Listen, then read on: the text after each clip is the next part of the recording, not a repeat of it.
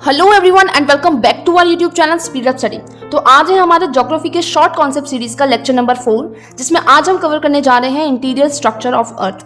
Last lecture में हमने हमारे यूनिवर्स, सोलर सिस्टम और अर्थ के बारे में कुछ जाना था एंड आई होप आपको वो लेक्चर्स पसंद आए होंगे। तो ज्यादा देर ना करते हुए इस वीडियो को शुरू करते हैं। Let's begin. तो आज का लेक्चर है हमारा इंटरनल स्ट्रक्चर ऑफ अर्थ के बारे में। इंटरनल स्ट्रक्चर ऑफ अर्थ के बारे में हम थ्योरेटिकली कुछ पढ़ने से पहले आपको ये डायग्राम दिखा देते हैं, जिससे आपको जो थ्योरी होगी वो काफ़ी ज़्यादा क्लियर हो जाएगी। अब जैसे कि आप यहाँ पर देख सकते हैं, ये हमारा है अर्थ, जिसको हमने क्रॉस सेक्शन में काट के हमने उसका एक पार्ट निकाल के रखा है, जिससे आपको उसका इंटीरियर स्ट्रक्चर की अच्छे से जो विजुअलाइजेशन है वो हो जाए। तो सबसे पहले आपने देखा होगा कि यहाँ पर हमारी जो फर्स्ट लेयर है, जिसको हमने क्रस्ट के नाम से बताया गया है, जहाँ पर ऑफकोर्स वाटर बॉडीज भी इंक्लूडेड है एंड लैंड भी इंक्लूडेड है। ये दोनों को ही हम क्रस्ट कहते हैं। Crust is not only the solid part जिसको हमने बोला है। सो जो वाटर बॉडी वाला जो पार्ट है, यानी कि जो नदियां हैं हमारी, जो समुद्र हैं, ओशियंस है, सीज हैं, वो सारी क्रस्ट के पार्ट में ही आती है। जहां पर क्रस्ट में जो लिथोस्फीयर है वो सिर्फ हमारा होता है लैंड वाला पार्ट एंड एस्थेनोस्फीयर होता है हमारा वाटर बॉडी और लैंड का पार्ट दोनों मिक्स करके, जैसे कि आप यहाँ पर देख सकते हैं। तो क्रस्ट के बाद हमारी जो नेक्स्ट अर्थ की जो लेयर आती है उसके नीचे वाली, जिसको हमने मेंटल कहा है, एंड ऑफ कोर्स अर्थ की जो क्रस्ट के बाद जो मेंटल हमारे पास आता है वो upper mantle and lower mental में डिवाइडेड है, लेकिन जो हम मेनली देखते हैं वो क्रस्ट के बाद मेंटल की जो लेयर है वो आती है। उसके बाद हमारे पास आता है आउटर कोर। आउटर कोर की जो मटेरियल जिसमें वो फिल है, आउटर कोर में जो मटेरियल है वो लिक्विड फॉर्म में है।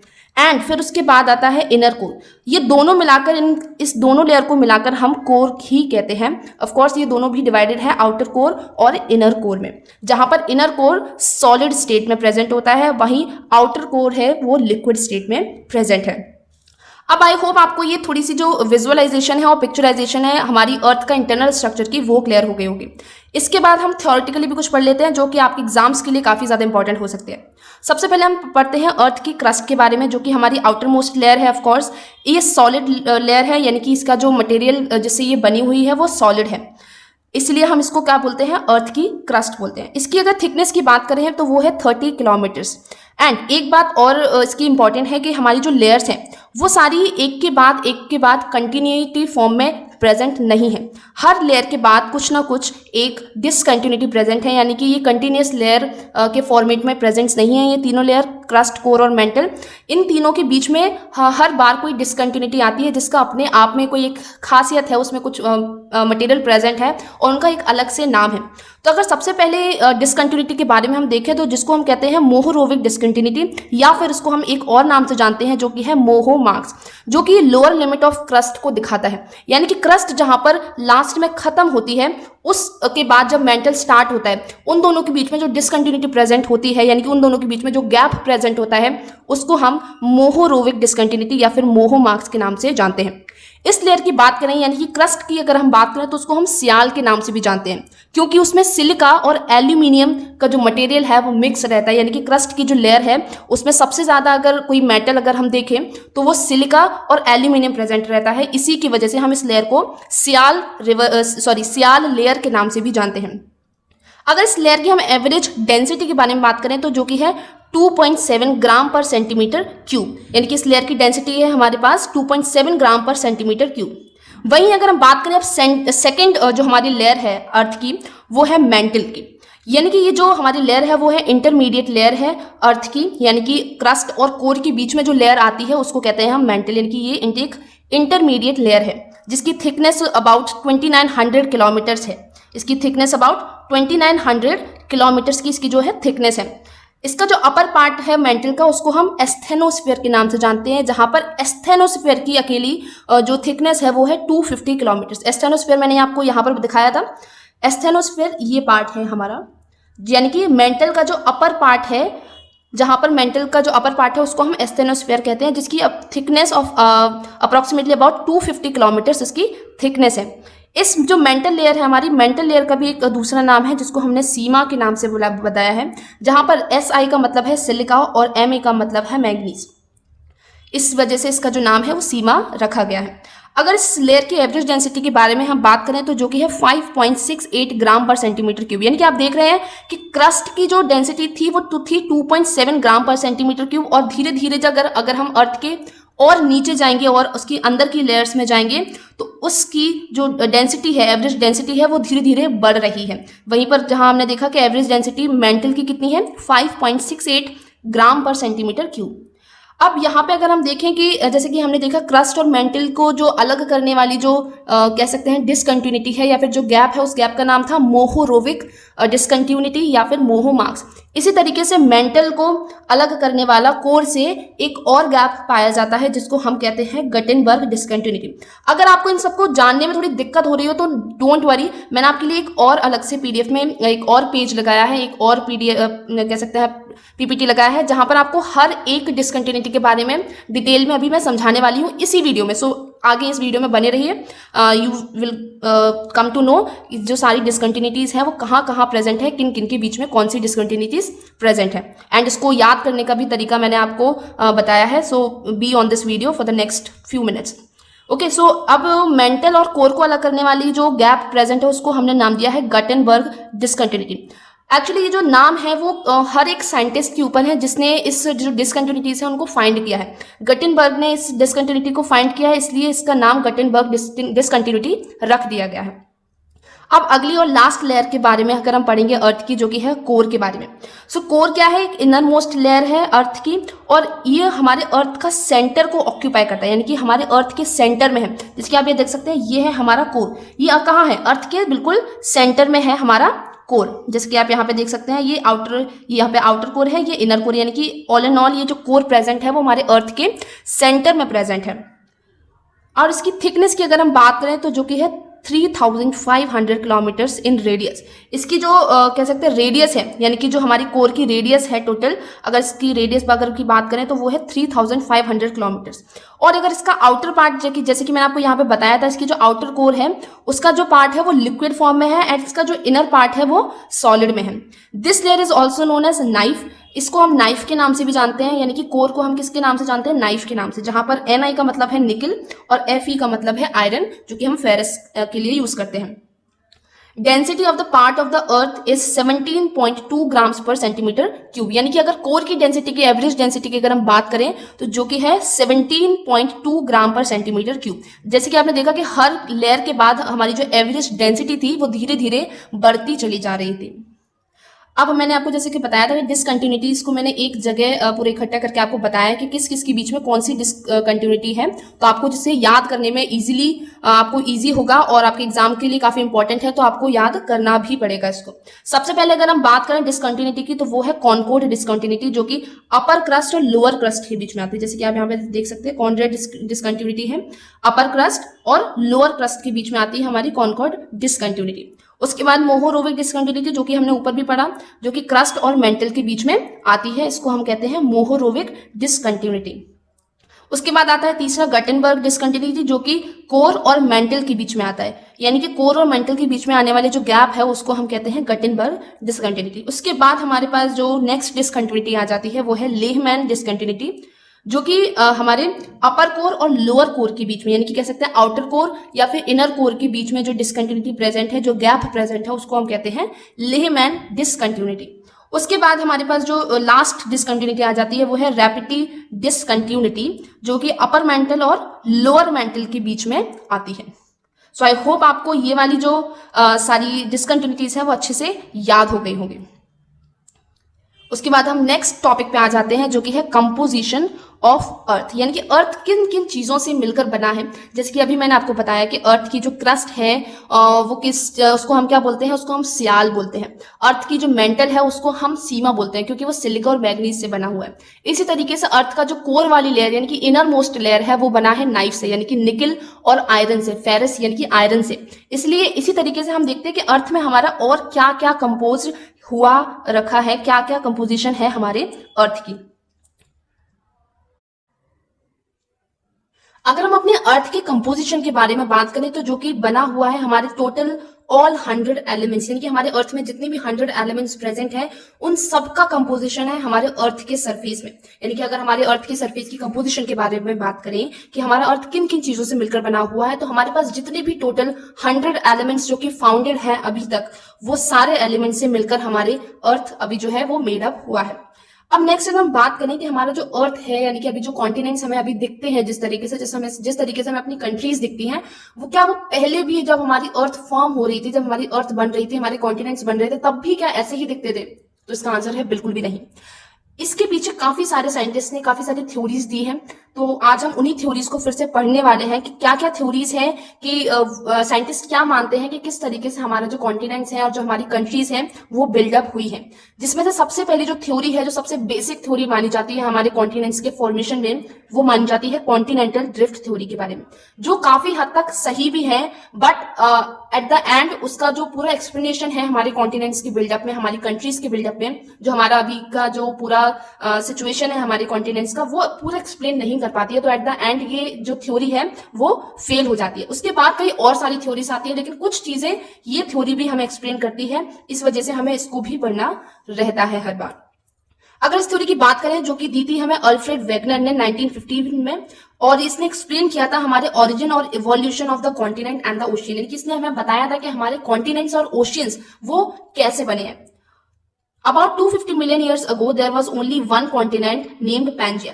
इनका मानना है, यानी कि अल्फ्रेड वेगनर का मानना है कि बहुत साल पहले, इनकी 250 मिलियन ईयर्स पहले, हमारे पास सिर्फ एक कॉन्टिनेंट हुआ करता था जिसका नाम था पेंजिया, जो कि एक बहुत बड़े वाटर बॉडी से सराउंडेड था जिसका नाम था पेंथालसा। यानी कि एक कॉन्टिनेंट, यानी कि एक लैंड मास और एक ही वाटर बॉडी, जिसका जो हमारा कॉन्टिनेंट था, यानी कि जो लैंड मास था उसका नाम था पेंजिया, और एक वाटर बॉडी थी जो सबसे बड़ी, उसका नाम था पेंथालसा। फिर उसके बाद ग्रेजुअली हमारे टाइम के साथ साथ क्या हुआ, ये जो सारे जो बड़ा सा कह सकते हैं कॉन्टिनेंट था या जो लैंड मास था, वो धीरे धीरे ब्रेक करना स्टार्ट हुआ, एंड जो हमारा आज का जो प्रेजेंट शेप दिखता है हमारे कॉन्टिनेंट का, हमारे इतने सारे कॉन्टिनेंट्स हैं, वो ब्रेकअप की कह सकते हैं ब्रेकअप के बाद ऐसा दिख रहा है, यानी कि सारे कॉन्टिनेंट्स धीरे धीरे करके एक दूसरे से टूटे हैं, अलग हुए हैं, एंड देन जो हमें आज की जो सिचुएशन दिखती है कॉन्टिनेंट्स की, हमारे जो वर्ल्ड मैप की, वो आज इस तरीके से ऐसे दिखती है। अब इसमें एक्चुअली हुआ क्या था वो हम आगे पढ़ते हैं। जो हमारे नॉर्दर्न रिफ्ट की वजह से पेंजिया क्या हो गया था, कट हो गया था ईस्ट से वेस्ट की तरफ, जहां पर एक तरफ लॉरिशिया बन गया था एक लैंडमास और नॉर्थ की साइड, और दूसरा लैंडमास बन गया था गोंडवाना लैंड साउथ की साइड में।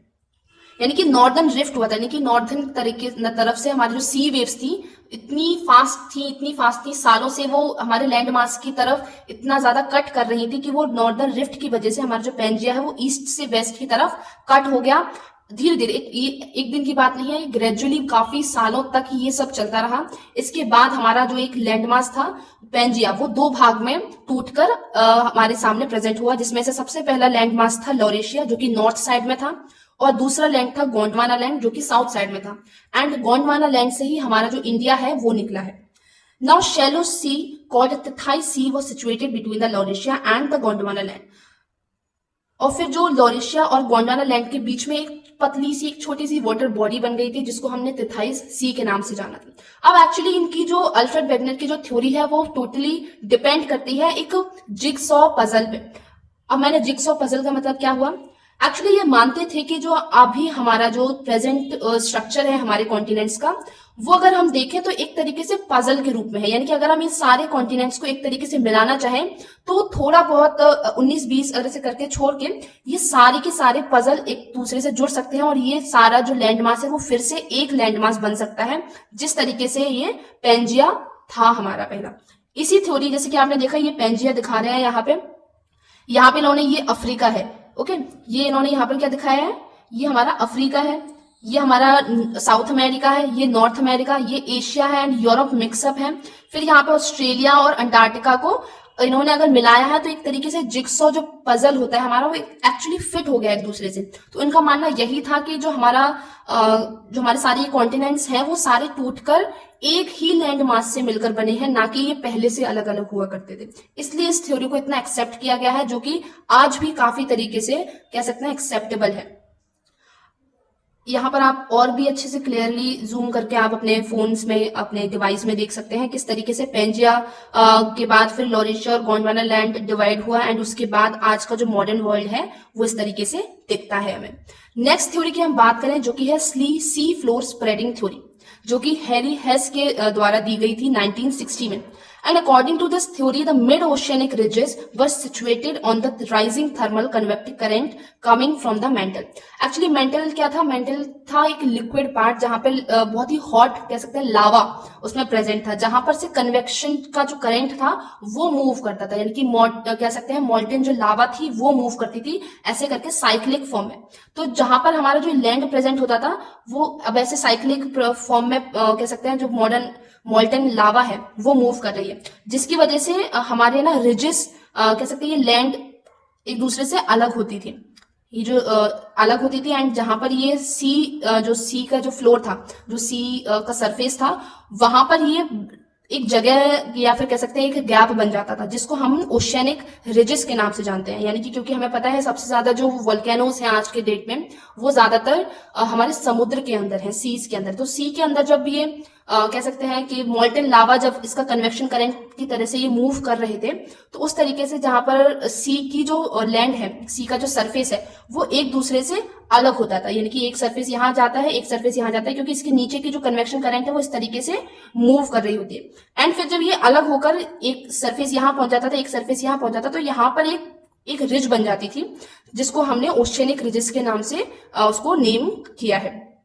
The oceanic crust moves in opposite direction. मैंने भी आपको बताया जो ओशियन का जो क्रस्ट होता था वो अपोजिट डायरेक्शन में मूव कर जाते थे और direction from mid oceanic ridges, and thus there is a continuous upwelling of new molten material along the mid oceanic ridges। And इस तरीके से जो मोल्टन, जैसे कि मान लो ये यहाँ से मूव कर रहे हैं ओशियनिक करेंट्स, ओशियनिक जो क्रस्ट थी और जो मोल्टन लावा है वो ऊपर आए जा रही है, जिसकी वजह से जो लैंड सरफेस है वो एक दूसरे से और दूर हुए जा रहे हैं। एंड फिर ये एक बड़ा सा एक गैप बन जाता है हमारे समुद्र के एरियाज में, हमारे जो ओशियनिक क्रस्ट में। Now the mid-oceanic ridges, these molten masses cool down and solidified to form new crust। And जब ये जो मोल्टन लावा है वो ऊपर आते जा रहे हैं, फिर थोड़े दिनों बाद, यानी कि नॉट थोड़े दिनों बाद, ऑफ कोर्स काफी टाइम बाद, काफी सालों बाद ये मोल्टन लावा इसी तरीके से आते हैं और पानी की वजह से जो कि समुद्र में प्रेजेंट है उसकी वजह से ये कूल डाउन हो जाता है काफी सालों के बाद, और फिर ये जो लैंड यहाँ पर बची है, यानी कि ये जो खाली स्पेस बचा है यहाँ पर ये नया क्रस्ट फॉर्म कर लेते हैं। कौन? जो मोल्टन लावा होता है। मोल्टन लावा एक्चुअली में क्या होता है? एक मोल्टन रॉक्स होते हैं, रॉक ही इतना ज्यादा हीटअप हो जाते हैं, इतना प्रेशराइज्ड हो जाते हैं कि वो मोल्टन लावा में कन्वर्ट हो जाते हैं।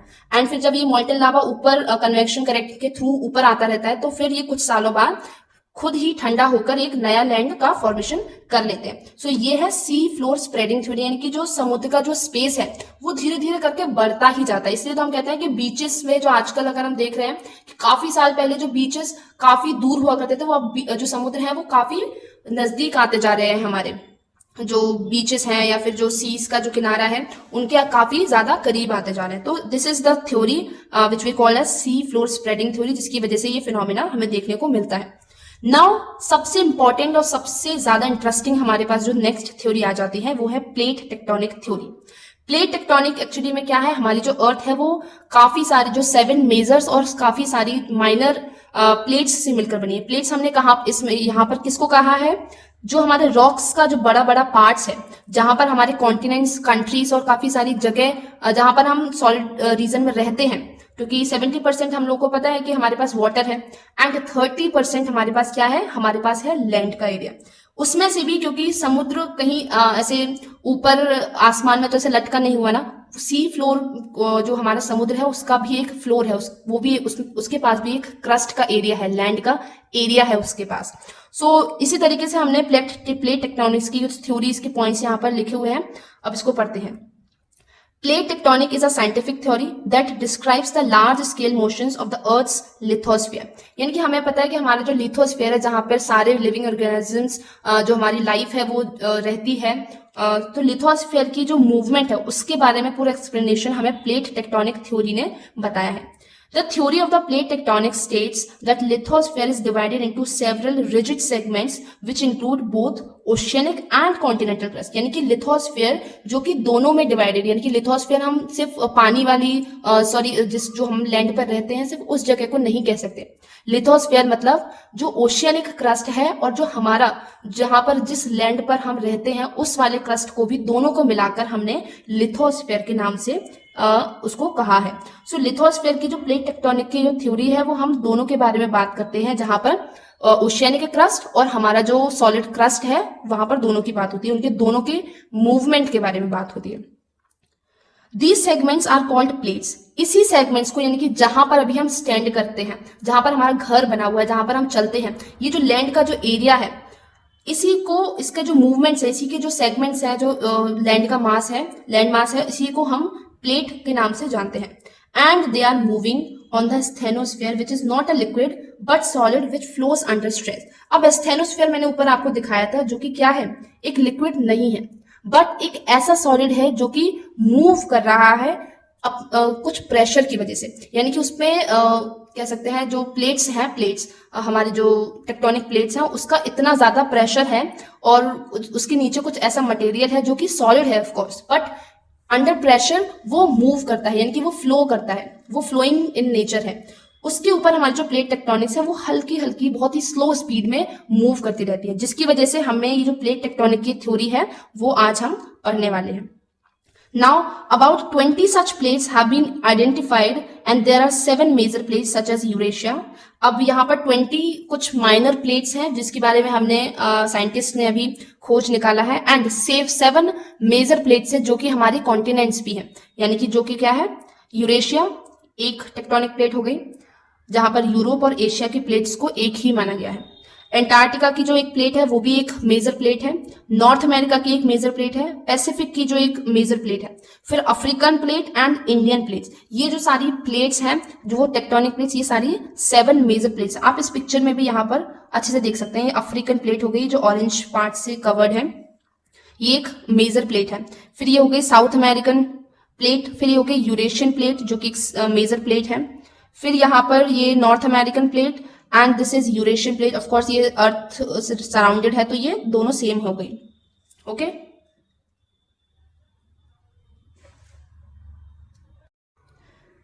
अब प्लेट टेक्टोनिक्स के बारे में आपने जान लिया कि आखिर प्लेट्स होती क्या है। अब देखते हैं प्लेट मार्जिन्स या फिर प्लेट की जो बाउंड्रीज हैं उनके बारे में। एक्चुअली यहाँ पे होती है 3 टाइप्स की बाउंड्रीज, जो सबसे पहले है डाइवर्जिंग प्लेट मार्जिन्स यानी कि diverging plate boundary, convergent plate boundary and third one is parallel plate margin या फिर पैरेलल प्लेट बाउंड्री। जो हमारी डाइवर्जिंग प्लेट बाउंड्री है वो एक कंस्ट्रक्टिव मार्जिन है। अभी मैं इसको एक एक करके एक्सप्लेन करूंगी, अभी आप बस इसको रीड कर लीजिए और जो थ्योरेटिकली है उसको समझ लीजिए। कन्वर्जेंट प्लेट बाउंड्री है वो हमारी है डिस्ट्रक्टिव मार्जिन, एंड जो पैरेलल प्लेट मार्जिन है वो हमारी कंजर्वेटिव मार्जिन है या फिर ट्रांसफॉर्मेशन बाउंड्री है। अब एक्चुअली होता क्या है, जैसे कि मैंने आपको बताया कि जो हमारी सारी की सारी प्लेट टेक्टोनिक्स की जो प्लेट्स है, टेक्टोनिक जो हमारी प्लेट्स हैं वो स्टेनोस्फेयर के ऊपर क्या कर रही हैं, मूव कर रही हैं। सारी प्लेट्स बहुत ही स्लो स्पीड में वो क्या कर रही हैं, एक दूसरे के साथ साथ मूव कर रही हैं। अब क्या होता है कि कभी कभार जो ये प्लेट्स हैं वो आपस में मूव करते करते बहुत ज्यादा करीब आ जाती हैं, कभी कभी इतनी भी करीब आ जाती हैं कि वो कोलाइड कर जाती हैं, जिसकी वजह से हमारे पास जो उनकी बाउंड्रीज हैं वो जब टकराती हैं तो 3 टाइप के मूवमेंट्स होते हैं। सबसे पहला होता है कंस्ट्रक्टिव मूवमेंट, दूसरा होता है डिस्ट्रक्टिव मूवमेंट एंड तीसरा होता है ट्रांसफॉर्मेशन मूवमेंट या फिर ट्रांसफॉर्म मूवमेंट। जहां पर अगर 2 प्लेट्स अगर एक दूसरे से डाइवर्ज हो रही हैं, अगर 2 प्लेट्स एक दूसरे से डाइवर्ज हो रही हैं यानी कि एक दूसरे से दूर दूर जा रही हैं, तो यानी कि इसका मतलब है कि कोई ना कोई नया लैंड फॉर्म हमारे पास बनने वाला है, यानी कि कोई ना कोई नई चीज कंस्ट्रक्ट होने वाली है। इसी तरीके से अगर कोई भी 2 प्लेट जो टेक्टोनिक प्लेट्स होती हैं वो आपस में एक दूसरे के आसपास आती हैं, इसका मतलब है, यानी कि मान लीजिए क्योंकि ये कोई छोटी मोटी प्लेट्स नहीं है, ये रॉक्स के काफी बड़े लैंड मास हैं, अगर ये दोनों एक दूसरे से आपस में टकराएंगे या फिर जरा सा भी टच होंगे, यानी कि मैंने कहा कन्वर्जेंट, अगर ये कन्वर्ज कर जाएंगे एक दूसरे से तो यहां पर होगा डिस्ट्रक्शन।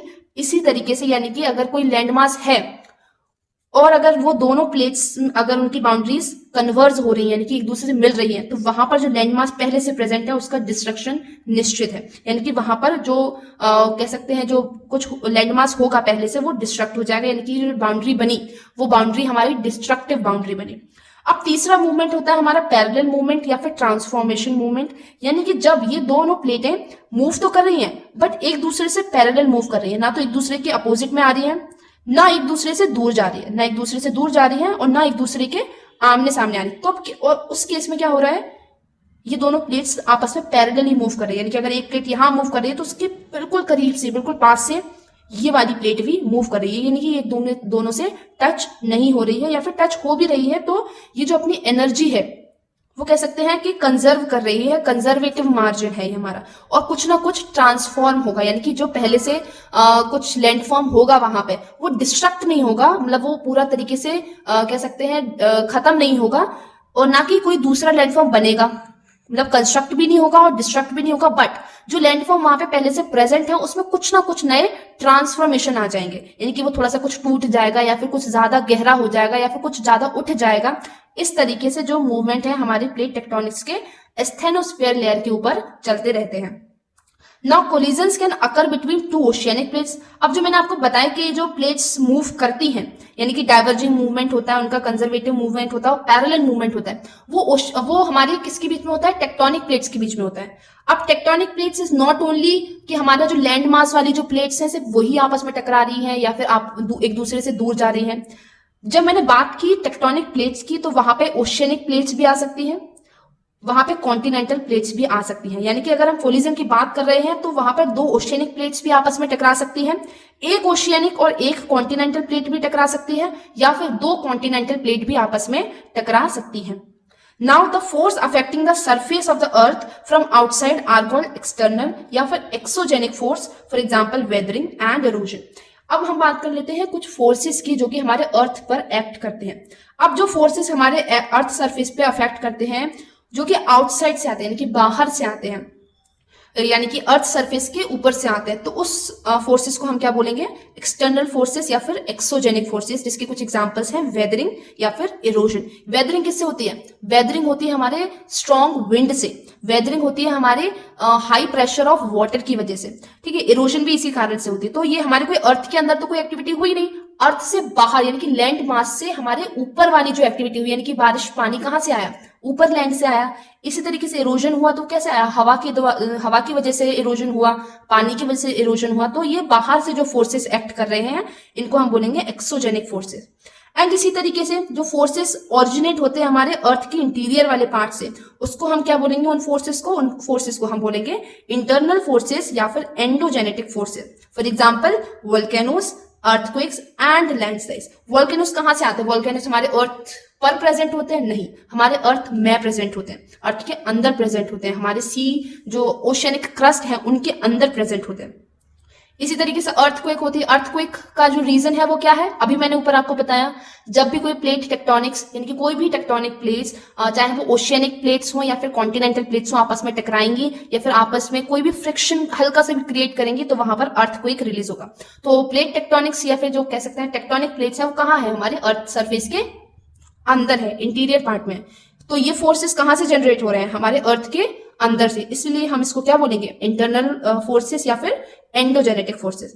अब यहाँ पर कुछ जियोमॉर्फिक प्रोसेसेस हैं जो कि मैंने आपको टेबल के और फ्लो चार्ट के फॉर्म में यहाँ पर दिखाई है, तो आप लोग इसको अच्छे से रीड कर लीजिएगा। आपको इसमें डायरेक्टली क्वेश्चन ऐसे आ सकता है कि एंडोजेनिक जो डायस्ट्रोफिज्म है वो किसके अंडर आता है, तो आप इसको अच्छे से एक्सप्लेन कर सकते हैं कि एंडोजेनेटिक फोर्स के या फिर एंडोजेनिक जो प्रोसेस है उसके अंदर आता है। आपसे ये भी पूछ सकते हैं ये जो वेदरिंग है वो कैसी प्रोसेस है, आप बोलेंगे एक्सोजेनिक फोर्स है। अर्थक्वेक और वोल्केनो कैसा है, एक एंडोजेनिक प्रोसेस है, यानी कि अर्थ के अंदर हो रहा है ना कि बाहर। Okay, so this is orogenic, epeirogenic, genic upward downward होता है, एपिरोजेनिक। अगर आपको इनके बारे में अगर कोई डिटेल में वीडियो चाहिए, वैसे ये ज्यादा इंपॉर्टेंट नहीं है आपके एग्जाम्स के लिए, आपके लिए ये नेम्स ही काफी होंगे एग्जाम्स के लिए। तो अगर आप फिर भी आउट ऑफ क्यूरियोसिटी अगर आपको इनके बारे में डिटेल में कुछ जानना है तो आप नीचे कमेंट सेक्शन में बता सकते हैं, मैं इसकी अलग से वीडियो भी बना दूंगी। And but as of now आप इसको ही अकेला याद कर सकते हैं। And if you all want that the PDF of these whole notes, और अभी तक जितने भी वीडियोस मैंने बनाए हैं उन सबका अगर आपको पीडीएफ चाहिए तो उसके लिए भी आप मुझे कमेंट सेक्शन में कमेंट कर सकते हैं। I will give it to you for all. Okay, so I think अगर आपको ये लेक्चर आज में पसंद आया होगा तो please do like, share and subscribe our video. And now this is the topic for the today.